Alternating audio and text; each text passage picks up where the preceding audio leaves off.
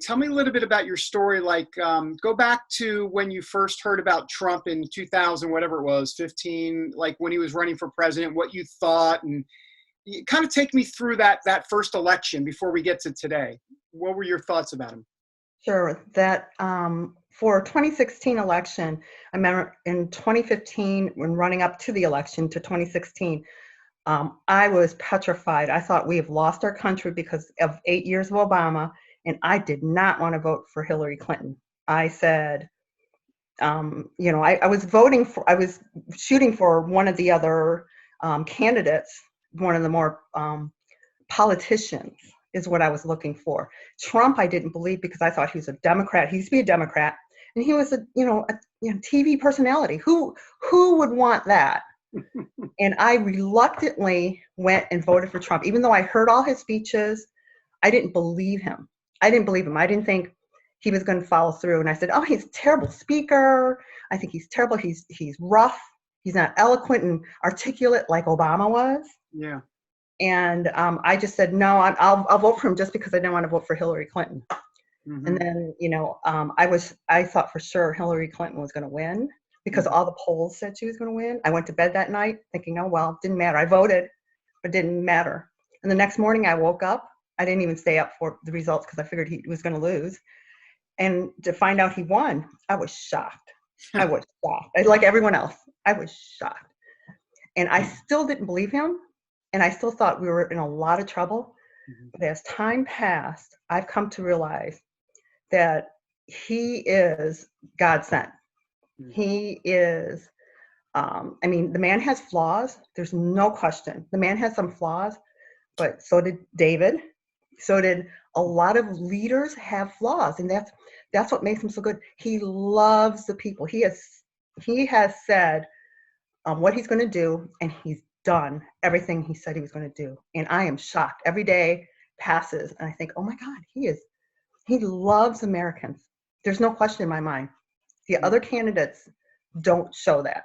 I mean, it's apparent they're after power and money. There's no question, but Trump doesn't need the money, something the media doesn't ever talk about. He doesn't need the money.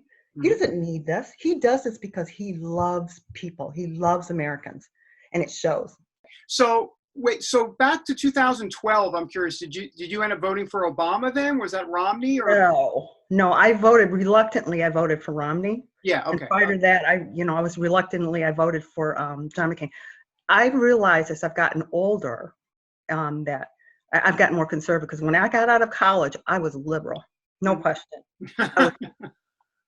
I was indoctrinated. I went to school, I'm in college. I didn't think about politics.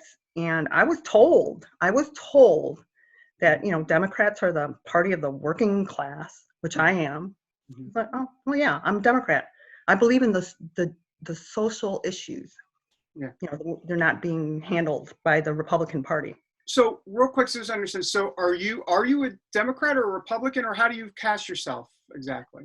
I cast myself as a libertarian. Okay. Gotcha. Now tell me about like the kind of like keeping it to yourself, this whole thing with Trump and kind of a secret Trump voter. I mean, what's your concern about sharing this? Or tell me your experience about why you don't want to really talk about it much with it. Who doesn't know, by the way? Like who would have no clue right now? Well, I am sure that there are certain members in my family, extended family, that aren't quite sure which way I lean. I've always told them that I just don't like government and I don't like any politician, which is true. I don't like any politician, and Trump's not a politician. That's why I like him. Mm-hmm, mm-hmm. But in terms of, since I have a son who is 16 now, I went the route with sports, soccer mom type thing. Mm-hmm. And listening to other parents, they're very liberal. Mm-hmm. Even in here in Indiana, it's a very conservative town, but moms in general think social issues and they're emotional, and they do. I don't think they pay the bills, honestly. Their husbands are taking care of the bills, and for me, it was taxes that always started the whole thing. Taxes and abortions. Abortions. I don't want to pay for abortions, especially because I don't believe in them. and I don't want my tax dollars going. That's kind of what started me on the whole more conservative movement. So I guess it started more when, in the sports groups and with being more social with other people. I would mention a thing or two, and then I can pretty much gauge where they're going. So I've been a pharmaceutical sales rep for 20 plus years. Now, in the offices, I'm shocked that physicians, there's half and half. Half physicians want universal health care, which shocks me to no end, and half have come out of private practice. They want government out of their business, and they want to prescribe the way they want to prescribe. And the offices were generally half and half. And you can usually get a gauge for where they are politically, just with a few questions. And then once that happens, I would realize, you can't say anything. The liberal mindset is very intolerant. And so I've learned, I said a few things earlier on in my career that kind of labeled me, if you will, as a more conservative thinker. And I've learned that was bad. So I think I mentioned in my email that I suspect, but I'm not positive. I can't prove it. But my manager was very liberal, and I was the only conservative thinking person on my team. And I think she labeled me for the next layoff, which I got laid off. Yeah. So, and to this day, I'm still not working. Oh, okay. Well, let me ask you then about, I'm curious about, you mentioned something in your email about you fear for your life. Explain some of that. Where's that coming from? Well, there are a few. I'm a follower on Twitter. I know I'm one of those, but I feel I just can't get straight news from mainstream media. I believe they censor everything. It's more propaganda and state-run media. So I've seen clips of people getting victimized and mistreated because they believe in Trump and they support their president, or if they're conservative at all. And there's numerous examples of it. However, it's not highlighted in the media. It's if you're gay or you're bisexual, whatever, if you're a different sexual orientation, then that gets highlighted. That kind of stuff for the other party. But conservatism, no. They vandalize and victimize people. And I'm a single mom. And as I mentioned, my son's 16. He just turned 16. And I have to take care of him. And I've told him in school never to voice conservative voice. Never to voice a conservative view, because I feel he will be victimized and his grades will suffer. And so you feel like if you voice any public support for Trump, there's like a target on your back. Yes.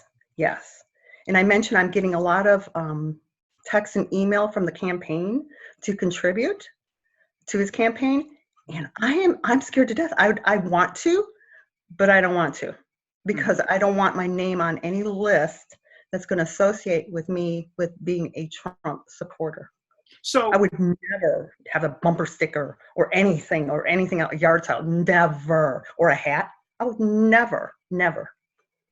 Right. So it's not so much ashamed, if you will, against of what he's doing for this country. It's not so much that. It's not that. It's more like, hey, people are a bit crazy out there. I feel the other side is so intolerant for all the preaching of the tolerance that they have.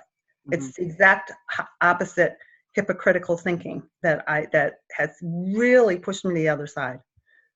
Yeah. What about family? Do they kind of, well, you mentioned family, they might know, they might not know, but who definitely, like your coworkers, no one really knows pretty much, right? A lot of my ex-coworkers, they didn't know my views. No, I kept that quiet because I've learned as the years passed to be quiet about these things and try to keep politics out. For example, on social media, I don't post anything that is political. and I've gone back on Twitter to see if I liked anything. I've unliked it. If afterward, after a day or so, I think, oh wait, that might look political. I don't want it to be political. Mm-hmm. So mine is all happy stuff now, dogs, puppies, things like that. But I don't post anything or like anything if it's political. Right. Let me ask you, as it moves to 2020, if someone actually, I remember the question I want to ask you now. If you got a call from a pollster, like when they call your house and they ask you, who you're voting for, so you wouldn't say then, pretty much, you would just say. Nope. I would just say, oh, I don't know. I'm one of those independent voters. I don't know. I haven't decided. I will not voice support for my president, and I think it's a shame that we can't. But I don't want any repercussions coming back, and I don't want my name on a list. Mm-mm. Right. Do you have a sense of how, I don't want to say how widespread this is, but there are secret Trump voters out there. Have you heard of others as well that just want to kind of keep quiet too? So no, I have a group like my church lady friends. Mm-hmm. I just asked them about that, and they said no, they support him, but they don't go out. They don't go out. They'll say that they support him, but they won't go out and advertise it. Right. But yeah, what's the deal with your family? How many know? How many don't know? Or do they know? Well, you know what? It's an interesting thing I wanted to share with you, David. See, I come from a different culture. Yeah. So half my family was born here in this country, and half was born overseas. So I have a extended family, my brother and his family, that are all permanent residents. They have a green card. Mm. So they're actually citizens of China. Mm. So now this whole thing with China, it was interesting being in the pharmaceutical industry. I want to share this. It's very interesting. A lot of scientists in my industry and in my old companies are very liberal. And it just surprises me that they would come to this country and still have that socialist, communist view, because that's what they know. That's all they know. But if you think about it, most of them are still citizens of China. If they're here, they're permanent residents, or, but they're, they go back to China. Like my brother goes back to China once a year with his family, and they get a stipend. They get money for being citizens or whatever, and then they come back here and live. And that whole side, very liberal. So I think they don't know. They don't know. I just I play stupid and I say, I don't know. What about this issue? Can you tell me about it? Because I don't know anything about it. And they hate Trump. I mean, they have Trump derangement syndrome, bad. So I don't talk about it. So the rest of my family, well, except for my sister. My sister is kind of, she doesn't care. She doesn't care. She doesn't pay attention. But the rest of my family are very conservative. We're in fact, I think they're kind of leaning to far right. Conspiracies and things like that. But now, however, the spouses are very liberal, very different, totally different. So it kind of goes. So I have half and half in my family, but I think the most interesting thing is the Chinese aspect. Like, I would not think that people coming from China would be liberal, but they are. They are very liberal. Very interesting. So just so I understand, were you born here, or are you Chinese American, or how is? Yeah, actually, I was born here. Okay. So I have a very unique story. I want to share this with you because I would love it. Thank you. Okay. So my parents came over in, I think it was 56. And when they came here, I mean, there was just the age before the giant leap forward. And there was a lot of famine and, starvation there. But in order to get to this country, there used to be a quota on Chinese immigration. So to get around it, what they did was they devised a way to get here by saying they were paper son. So if you were a relative of somebody that lived here, you had to prove that you were a relative of someone here, and then you can come here on a green card, get a visa and get a green card and whatnot. So my dad bought papers for his family. So it was for him, my mother, my brother and sister, and my mother was pregnant, so he bought papers for the baby. Well, $2,000 each, which was a lot of money if you think back then. Wow. Well, my mom had twins. So what do? he only had one paper, right? Oh, wow. So yeah, so he ended up leaving someone behind.